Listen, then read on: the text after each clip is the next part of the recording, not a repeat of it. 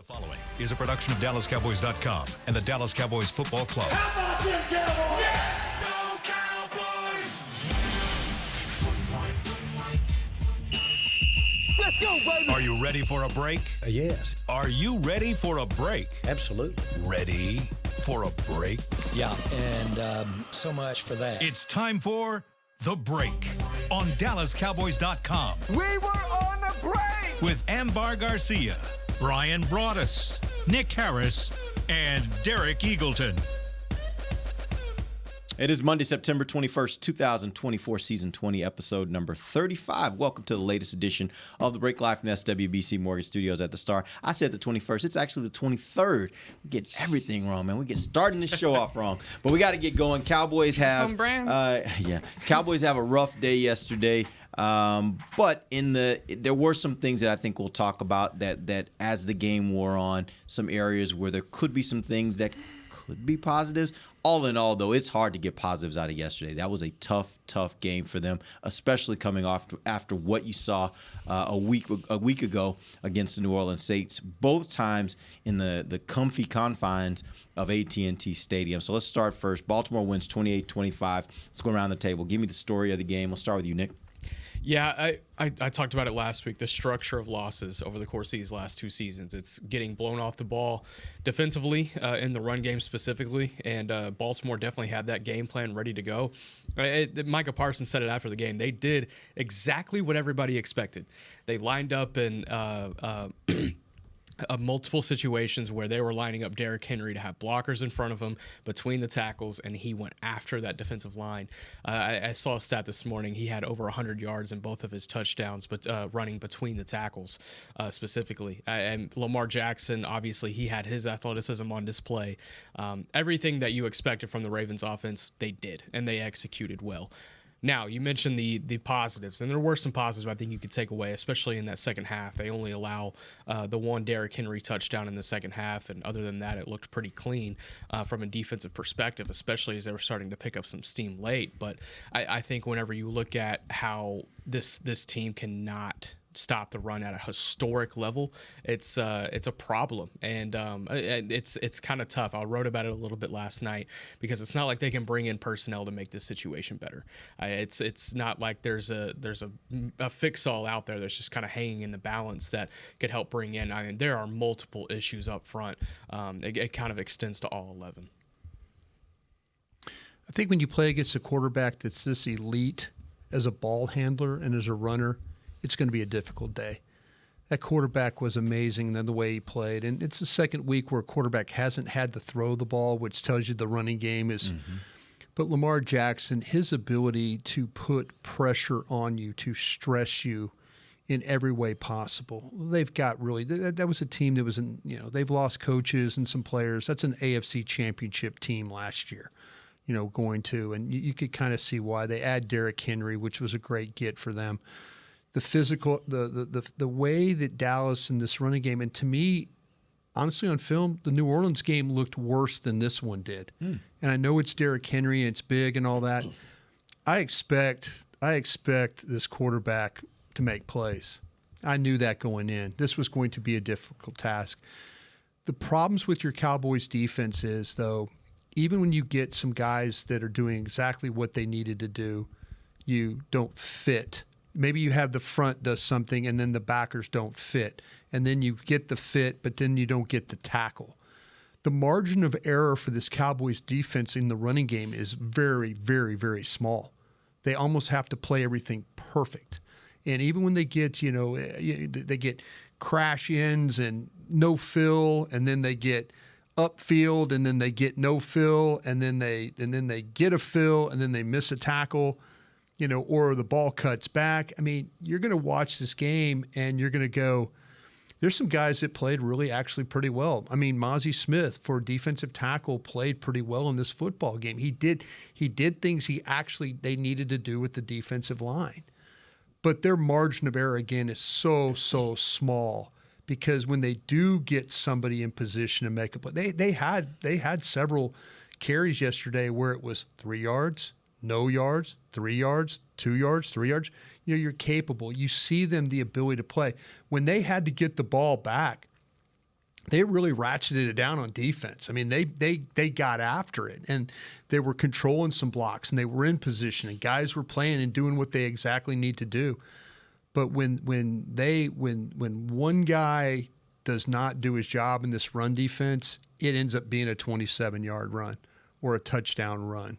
You know, they got you in unbalance one time on the goal line, and Dallas was confused on how to play the front. Well, okay, give them credit for unbalanced line. They put the tackle over. They created a strength. Dallas wasn't sure. Guys standing around, boom, right there. You know, margin of error very, very small for this team playing run defense right now. I'm trying to keep my emotions neutral to where I'm not exaggerating too much because, again, you got to keep in mind this is still very, very early on in the season, but it moves along very quickly. There's another game that's going to be played this Thursday, and I respect so many people on that side of the building and what they do and their job. And individually, I think there is a lot of talent on this team for players. But at the same time, am I surprised in a way? And I'm saying this because it all goes back to that last game against Green Bay. Then you carry into what happened during the offseason, which was not a whole lot. You're depending on these younger players. You're depending on drafting. And then hoping that Mike Zimmer comes in here and changes the defense or gives the defense that extra bump that they needed, which I feel like right now is taking a step backwards from what we had with Dan Quinn at the moment. I have my hopes were very, very high based on what I saw during training camp, even the preseason. Some of the things that Mike Zimmer showed defensively, I was very much looking forward to this defense just being so much better and having what they were missing.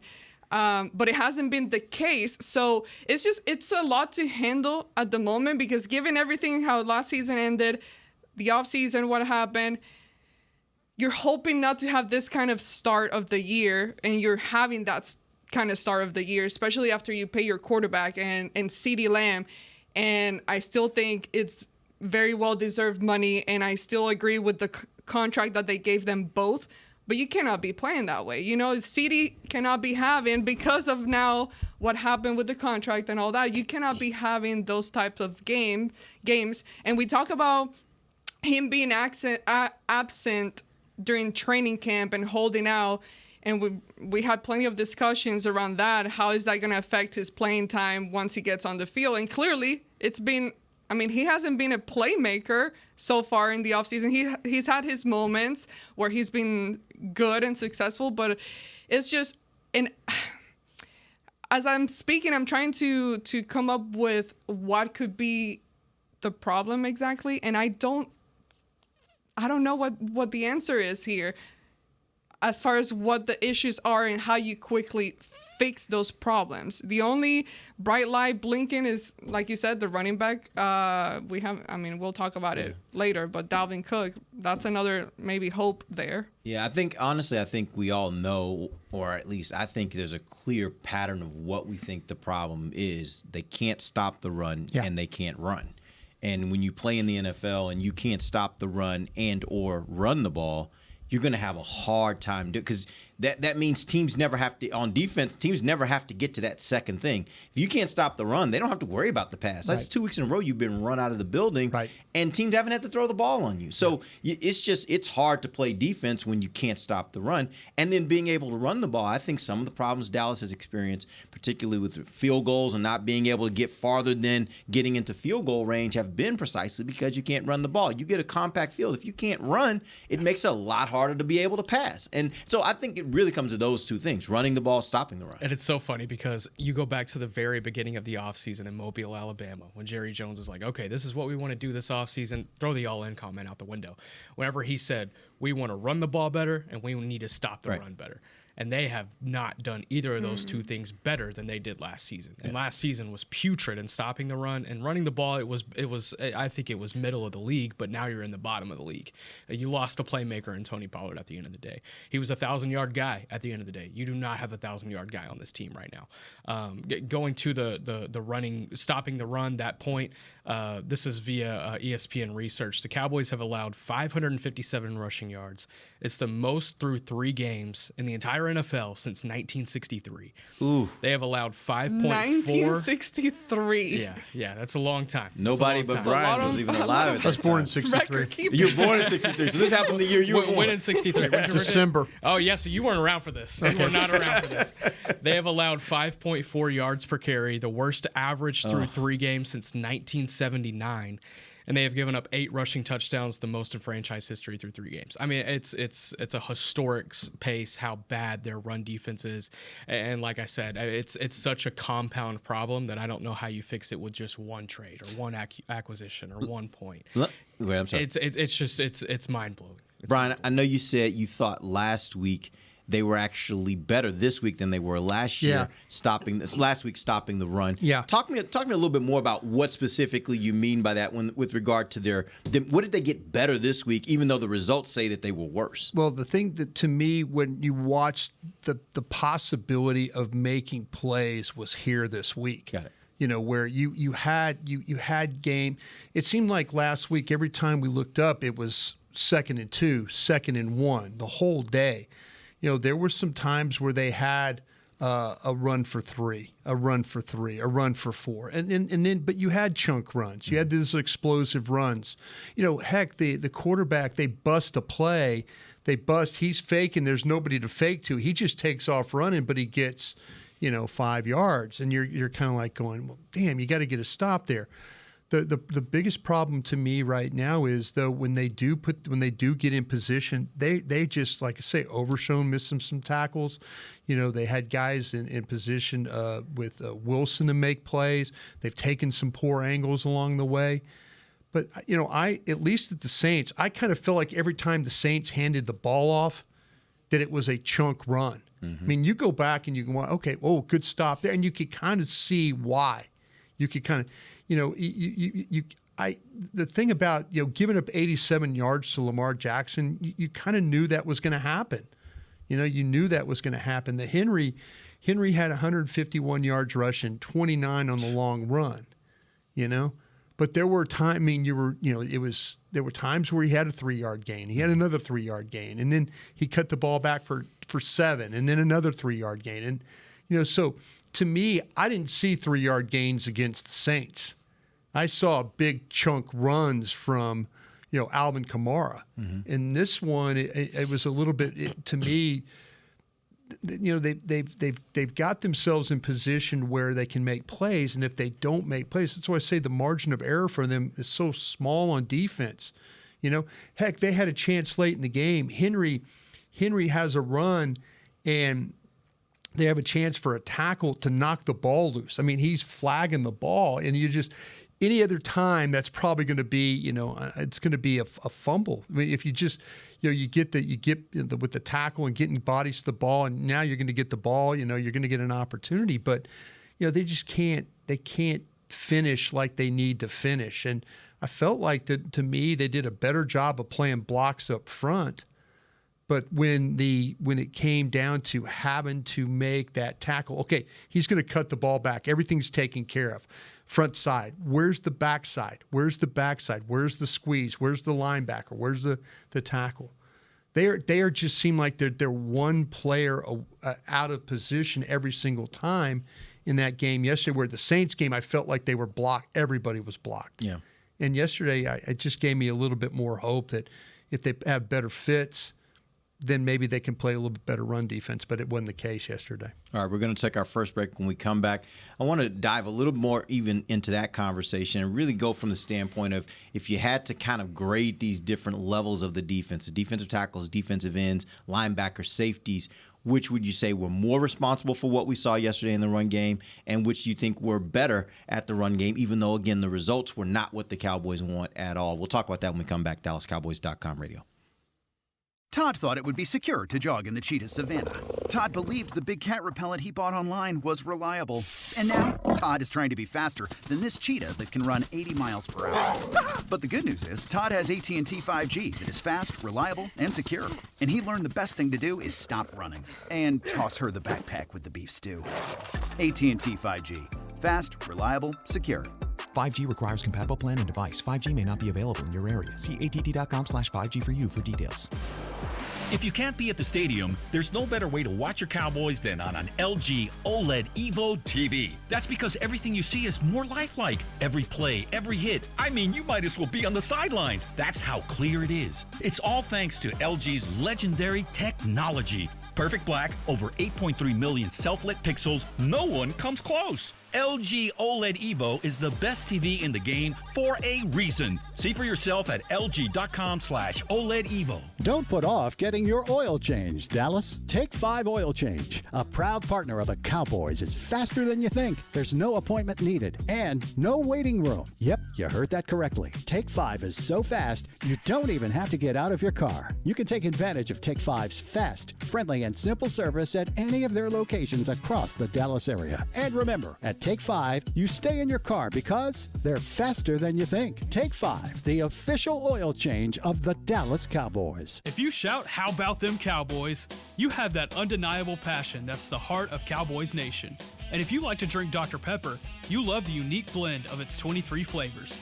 Together, your one-of-a-kind fandom paired with the one-of-a-kind taste of a delicious ice-cold Dr. Pepper is the game day lineup that can't be beat.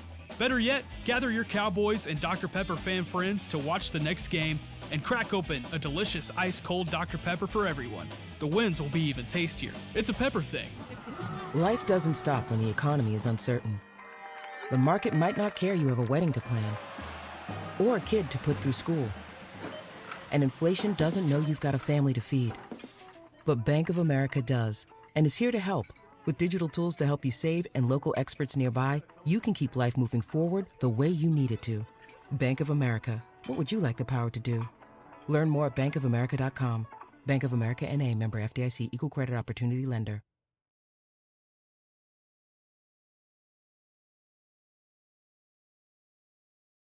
Back to the break. LG OLED Evo is the best TV in the game, but don't take our word for it. I hate you, Derek. Digital Trends said the LG OLED G4 has the best picture quality they've ever seen. See it for yourself at lg.com/OLED Evo. Welcome back to the second segment of the break, live from the SWBC Mortgage Studios at the Star. This segment brought to you by blockchain.com. All right, we're talking about the Cowboys versus Ravens. We're into it. We're into the defense. Here's my question for you, and I've heard what you guys said about this. So if we had to really kind of handicap this thing and say, okay, here were the position groups that were most responsible for the run defense not being as good yesterday versus the ones that actually played okay, where would you put them between the defensive tackles, defensive ends, linebackers, and safeties? Who were the most problematic yesterday? Yeah, I didn't love the play from the defensive ends. I expected maybe a little bit more from them. That being said, the defensive tackle situation is still bad. Osa Digizua, I think, had some more moments yesterday than he had last week against the Saints. He called more good moments. More good moments, yes. He called that game the worst game of his career, and I think that was pretty accurate looking back on it. And like Bryan mentioned, Mozzie Smith had a couple of moments, but I still feel like he's a way below average player as a defensive tackle. The defensive line as a whole just has to be better. They have to be better in defending the run because then it's a domino effect to the rest of the defense. Then you're asking the linebackers to do multiple things on a play when a certain guy is not doing their job up front. And then if you're looking in the safety group, I really like Malik Hooker and Donovan Wilson, and I liked them as players, as they started to get ingrained into Dallas. But I haven't seen anything from either of those two to warrant, me saying that they have played well through 3 weeks, and that's in the pass game as well. But specifically in the run game, if we're talking about that specifically, we've gotten used to seeing Malik Hooker fill running lanes and come up and make a play. We've gotten used to seeing Donovan Wilson, take a guy's head off across the middle of the field legally, and we of course, and we haven't seen that happen. And it's the safety play has been pretty bad as well, and it makes you wonder what the health is of Marquise Bell. He left yesterday with an ankle injury. Sounds like we'll get more on that in today, but if he's to miss some time, then that only makes things more difficult for a safety group that hasn't been playing well either. I think, for me, there's no one that has been doing better. Actually, people trying to be Superman around here. That's the problem, Derek. Everyone trying. Is that the quote that Micah said? That was the quote. That was give me a laugh or a smile or something. Jeez, you guys are a tough crowd. You're a tough crowd. Dang. Boo. This guy's There we go. No, but it's collectively, honestly, there are times that I see players and you talk about, like, for example, Overshown. Players like that, but again, I have to remember where they're at in their careers. And that's where you can't be so tough on them or rely so much on them, because you need help around you. You need the team to collectively be making plays. And I think going back to what Nick just said, even Donovan Wilson, they've lost that aggressiveness that they once had. Sometimes you see it in the tackling. They're not being aggressive, tackling and getting to the point where they're getting to the player and attacking that way, but also playing slower football.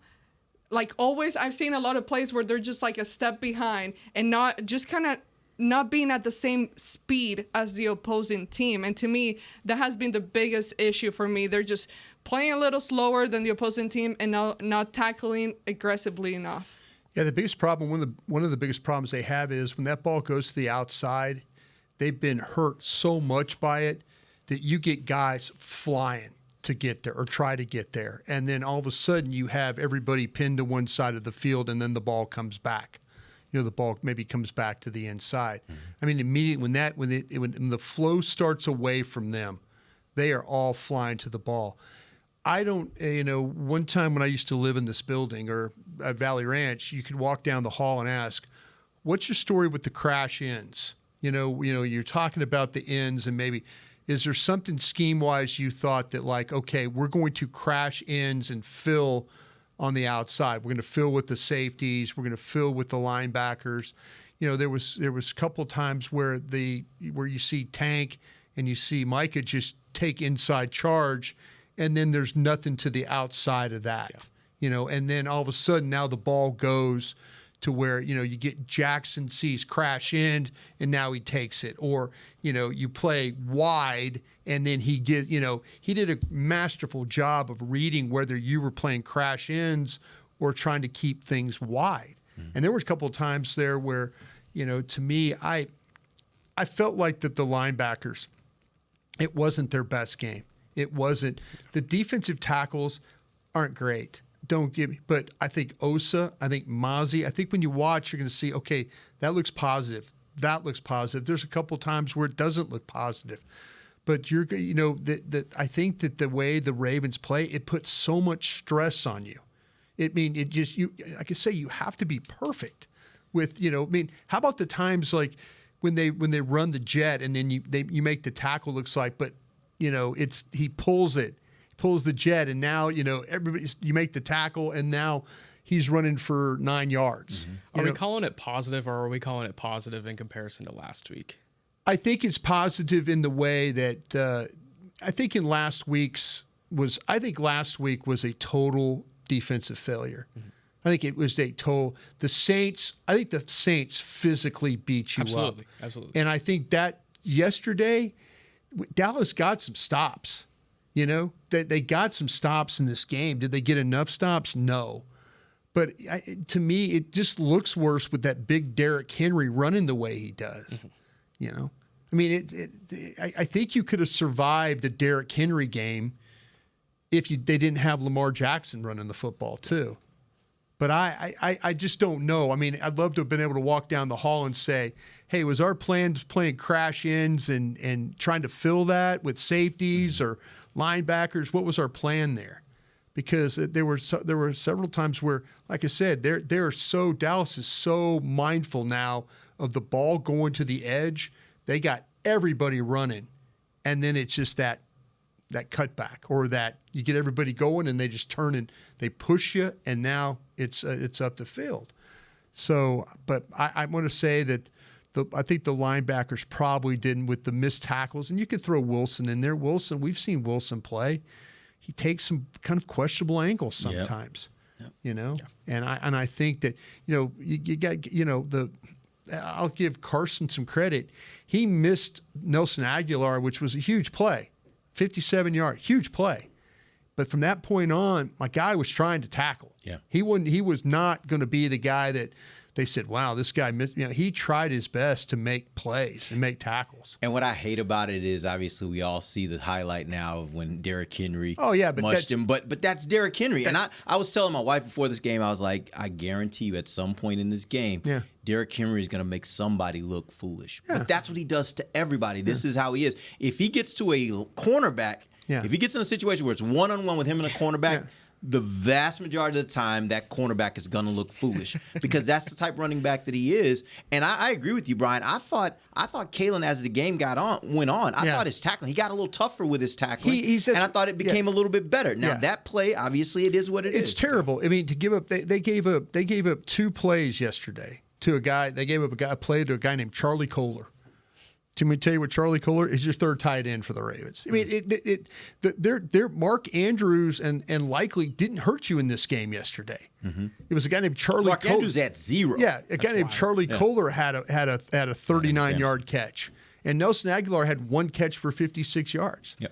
Think about that. Those are just 2 huge plays right there in this game.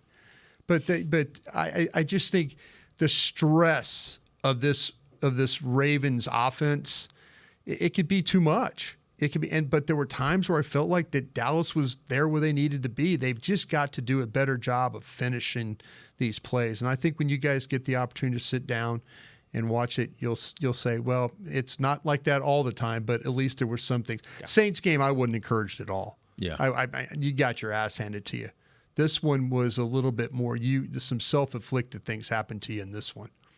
There's still probably some self-reflection that needs to go on, even if you do finish a game. Oh, I totally agree. Yeah. Even if you do finish a game offensively and defensively on a high note. With that being said, yes, you have the Giants this week on a short week. I think that's a positive, being able to kind of bounce back and potentially have a really good opportunity to get back. Daniel Jones can't throw, but he can run, maybe, huh? Yeah, and then they got a wide receiver 1 that's legit, huh? Yeah. And one of your LSU guys, Bryan. But I think when you look at the schedule after that,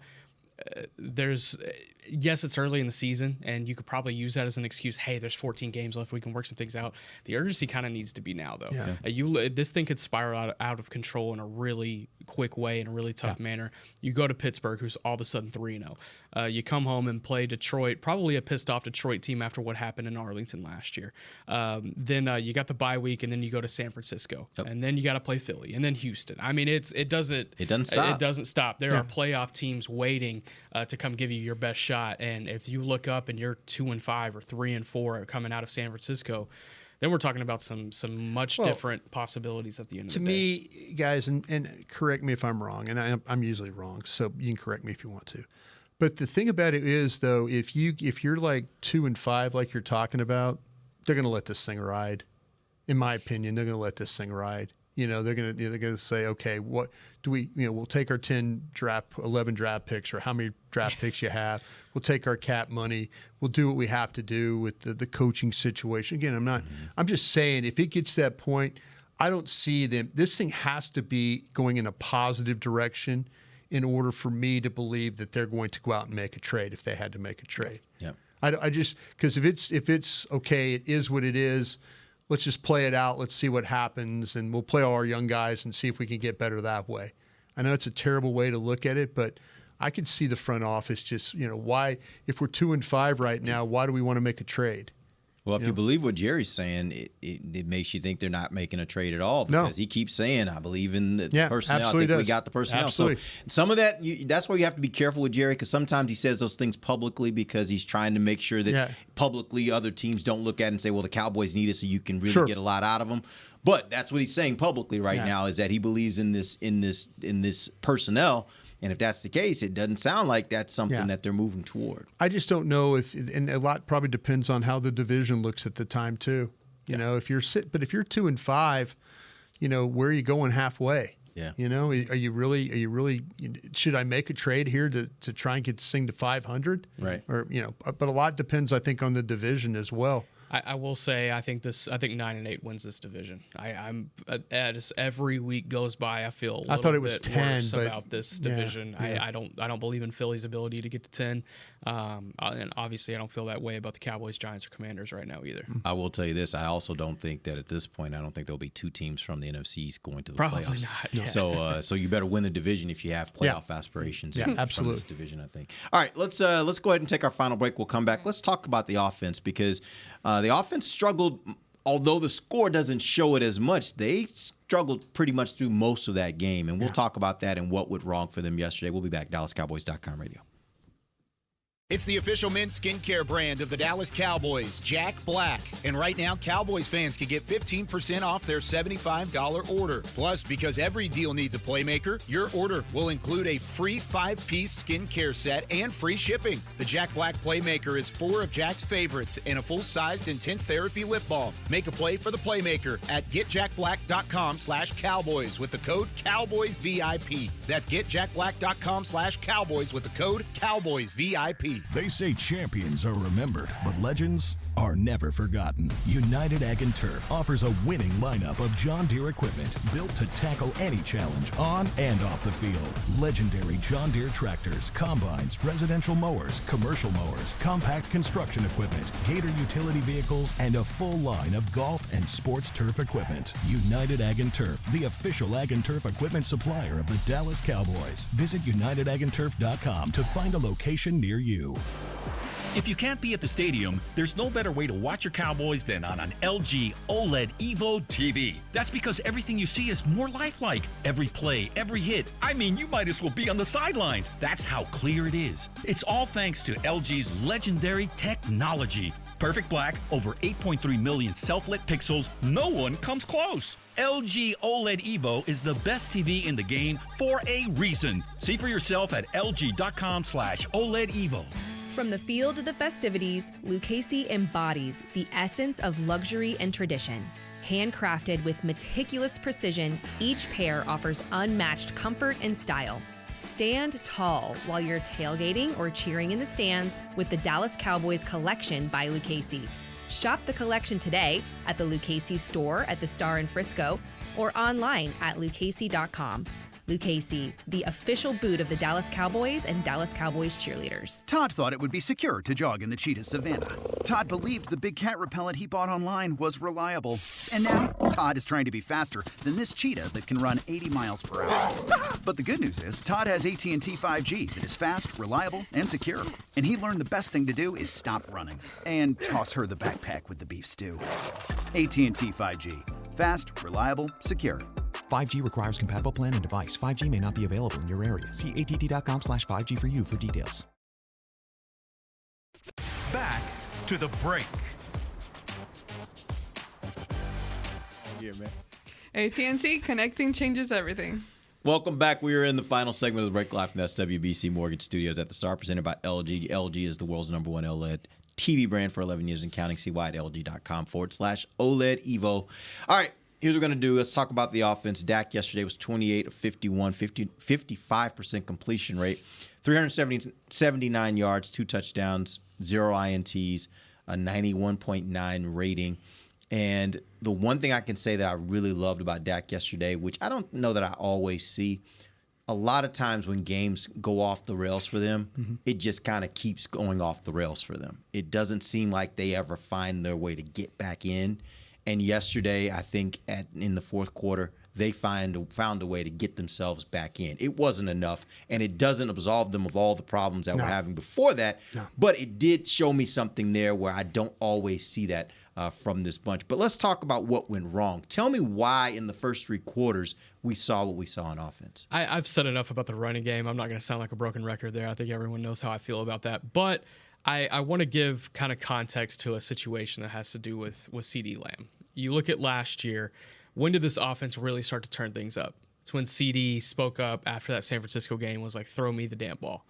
And they started throwing him the damn ball, and it ended up working out pretty well as the season went on. He ended up having a franchise record-setting season. Dak had an awesome year. You could arguably say it's his best or second. Week 6. Yeah, week 6. It was right after week 6, I believe. You look at how CeeDee Lamb has affected these first 3 games, and it's been minimal. It's not been to the level that you would expect from a CeeDee Lamb. Now let's look at yesterday specifically. He has the meltdown moment in the first half on the play where he was going into the end zone. There was a pass interference call, but it was offset by a holding call in the backfield. And he starts slapping his hands in the end zone, and then he goes to the sideline at the end of that drive, gets into it with Dak and Zach Martin. And then in the second half where they put together 19 points in the fourth quarter and they were mounting a comeback attempt, CeeDee Lamb was nowhere to be found. He was on the field, but it was lazy route running. There was poor body language the entire second half. 1 reception for 9 yards in the second half from the guy you just paid $34 million a year to. And it's amplified whenever you go to the sideline and you see his body language. You see him communicating with Dak Prescott in a not-so-friendly manner, Zach Martin in a not-so-friendly manner. When you see the on-field performance and it's compounded with that, you have to look at it. And I think last year we saw this offense move at CeeDee Lamb's pace when it was at its best. And right now, CeeDee Lamb does not have a pace. He does not have a rhythm. Is that a product of him not having a training camp? Probably so. But at the end of the day, he's going to have to be able to, in a sense, grow up and be able to find that, be a little bit more accountable, and answer to these questions about why he has not been the playmaker that we expect CeeDee Lamb to be week in and week out. Whether that's an early season thing, not having a training camp thing, whatever it is, he's going to have to be able to find it, because 1 reception for 9 yards during a comeback attempt, it's not acceptable. And I think at the end of the day, whenever you look at, yes, the running game, huge problem. Yes, there is probably not a huge playmaker outside of CeeDee Lamb and Jake Ferguson. Yes, but you still need CeeDee Lamb to show up, because I think if CeeDee Lamb shows up in that game yesterday, I think they win that ball game. That's well said. Really well said. Yeah, I think that if you look at early in the game, they tried to take some shots and some opportunities and had some breakdowns at various times. Guys weren't open. Maybe the ball, they take a deep shot down the sidelines to Cook. It looks like to me it was defensive holding. Mm-hmm. Guy kind of gets a little tug on the jersey there. They don't call it, but it seemed like Ron Tolbert and that crew was going to call every penalty known to man in that game yesterday. They just didn't call that one. You start to think about some of the other throws that they had. The problems with some of the line, the pressure, unblocked guy, Hamilton one time getting home. There was some things that they just did not do in the first part of that game that was winning football. They just would have a breakdown here, or quarterback would make a decision here. The quarterback's lucky he didn't throw an interception. Right there playing like a cover 2 look, and he's trying to fit the ball inside to Ferguson. Mm-hmm. That's a bad read. I mean, he's thinking cover 2, but what happens? The safety walks down. We've talked about playing a robber, where the safety gets in the middle, and then they're trying to take away anything underneath. Well, he's throwing the ball to Ferguson. He never sees the safety come down. He just throws the ball thinking Ferguson's going to be open there. The offense was just really no rhythm to it. And you're talking about Lamb and what he didn't do in this game. And there were a couple of times where ball went to other guy, and you could see it on tape where he's like shrugging and palms up. But let me tell you this: the one time they did find some rhythm, his fumble was awful. Yep. Like the worst possible time you could fumble in a game. Even if you just come away with 3 points right there, it's probably crazy. win this ball game. It's crazy how they're not doing anything up to that point, and now they find a little rhythm moving the ball.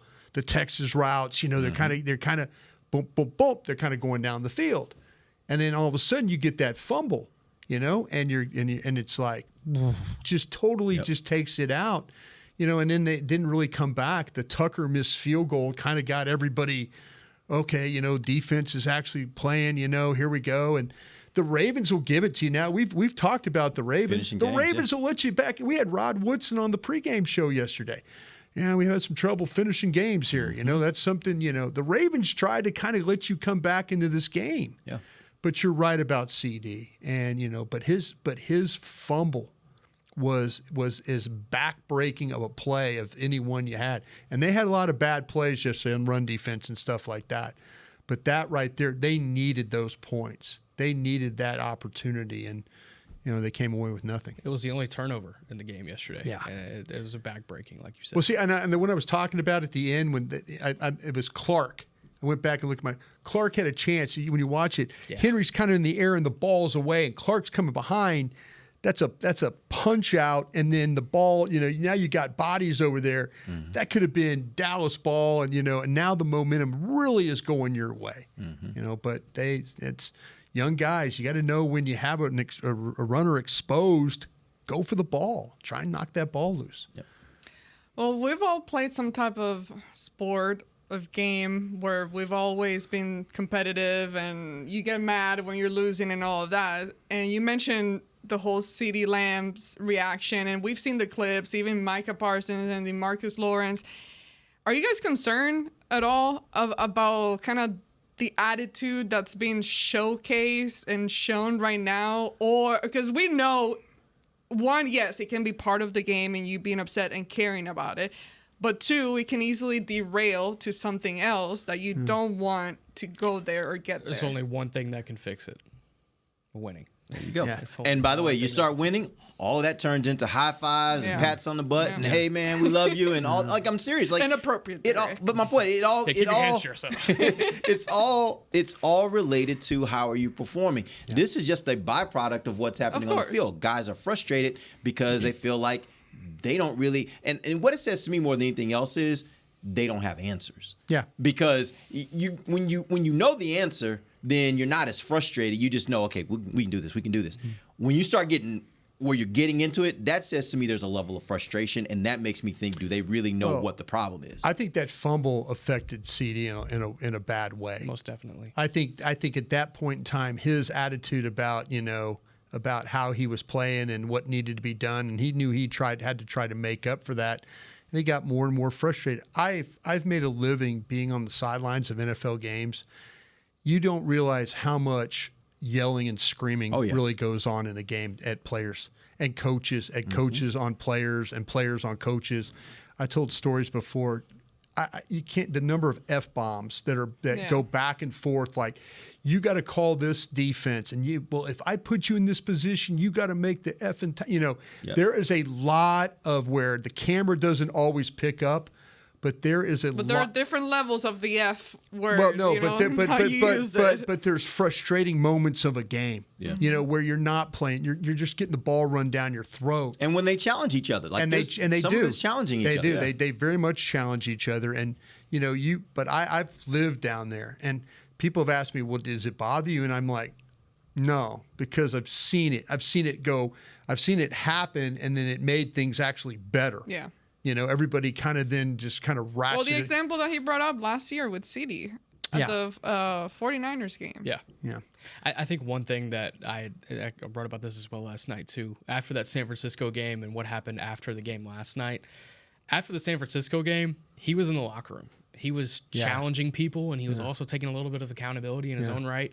Yesterday, he was nowhere to be seen. And open locker room is going on right now as we're recording, and I hope CeeDee Lamb is in there because he has questions to answer at the end of the day. Yeah. And having that 100 what is the paycheck? What 4 years, $34 million per year, whatever. A lot of money. Whatever it is, a lot of money. More than I'll ever see. With that comes more responsibility, and it also comes more accountability, and you got to be able to answer to those things. And when Dak Prescott's having to go to the podium and answer for you because you weren't in the locker room to answer those questions, that's kind of where I feel like CD needs to grow up. And one thing I will say is I loved how Trayvon after the game was accountable in that way. Mm-hmm. Like, he stood up there and said, I got to make that play, which he does. Like, he is your big time, big playmaking, paid cornerback. Right. And for there to be a situation like that, we've come all this way back into this game, and it's a simple out route. and you're not there to make the play, like, he's right. He's got to make that play. But I like the fact that he's accountable to that, and my expectation is he will be better in future weeks as a result of that. But that's the point. When you're the big-time paid, relied upon player, when you are the face because of the amount of money that you make, there's an expectation that you're going to deliver in the most critical moments, in the moments when nobody else is stepping up. That's when you should be the one stepping up. And that's where I'm looking at CD and saying, hey, man, this is what comes with the dinner. When you get that big payday, this is what comes with it. I know we're about to end the show, but super quick, what were y'all's thoughts on the comments that Micah Parsons made? Understanding and putting it into context for what DeMarcus Lawrence also said, I think there's probably, you got the two leaders on that defensive side of the ball vocally, who are DeMarcus Lawrence and Micah Parsons, and I think sometimes they probably contradict each other. And I think one of those moments was yesterday.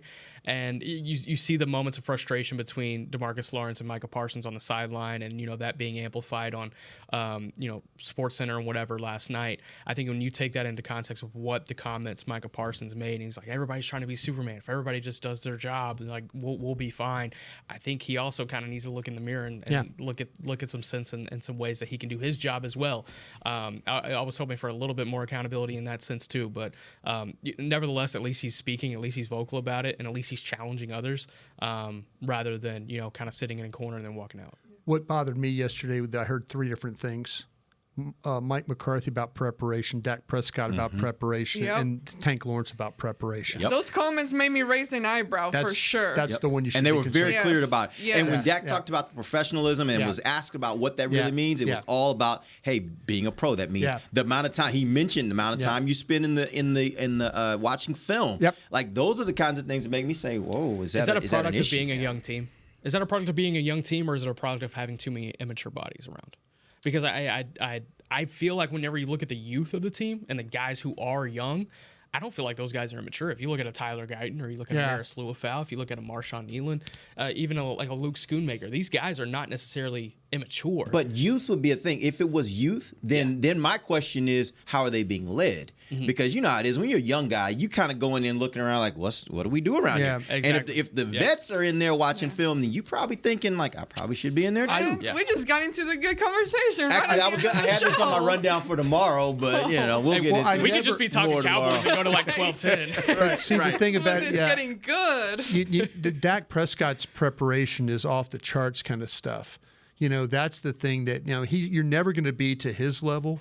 But to me, when he makes that comment, and then McCarthy, that's the one that got me, because you're the head coach, and he's like, well, some weeks you could have bad practices and play really well. And I'm like, so you're telling me you didn't practice very well this Thursday's week? practice was really bad. And talking to the players in the locker room yesterday, talking to McCarthy, Thursday's practice was bad. And that's the final real big practice they put together. Because nobody practices on Wednesday. They all take the veteran days and stuff like that. So, CD wasn't there. I mean, That's a wrap. We'll be back tomorrow, and tomorrow we will get into this because I had a whole topic I wanted to do on accountability because there were some very interesting comments. We'll talk about that a little bit more tomorrow. Wednesday, can we do the scouting report for the offense and defense for the Giants? Ironically, we won't be doing shows Wednesday because we'll be traveling. So I gotta do we'll be it on a plane. then. Yeah, so tomorrow we're going to do an Giants. offense and defense breakdown tomorrow for the Giants. Wow, look and what I then have Wednesday, to do tonight. and then Wednesday we will all be on a flight heading out to New York, getting ready for Cowboys versus Giants. It's going to be a quick turnaround. Till then, for Nick Harris, Bryan Broaddus, Ambar Garcia, I'm Derek Eagleton. This has been The Break, live on DallasCowboys.com radio. This has been a production of DallasCowboys.com and the Dallas Cowboys Football Club. How about them Cowboys?